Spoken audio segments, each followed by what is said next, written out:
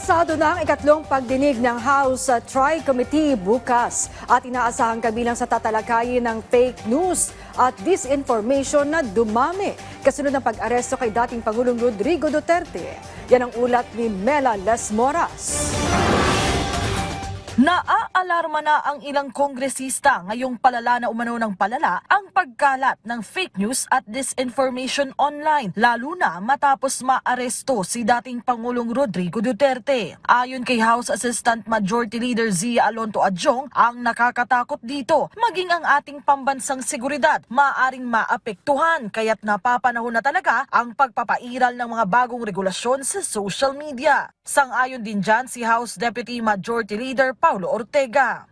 Sa mga kasama po natin sa public, kailangan po mas maging discerning po tayo saka tignan nating maigi kasi nga ang AI ay napaka-powerful po na tool pero pag ginamit po sa hindi magandang bagay, very destructive din po. I think it's time that the government should step in and to regulate the proliferation of this.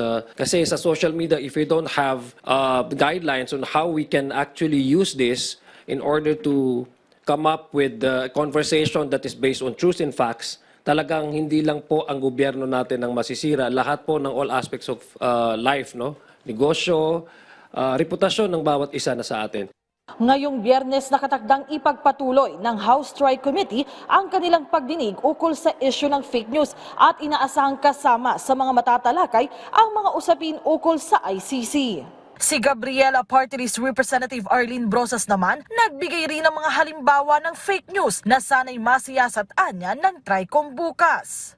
Palala ng palala lalo na nung time ng arrest ni Duterte. Nagpapakita ng napakaraming mga rallies, hindi naman pala yun dito, hindi naman pala dito sa Pilipinas. So, ang mga fake news umabot pa sa pag-iba ng mga itsura or ng mga biktima ng mga extrajudicial killings. So, ginagamit talaga ito ngayong pamamaraan na lalong kumalat yung mga malicious at saka mga talagang hindi totoo na mga pangyayari o balita.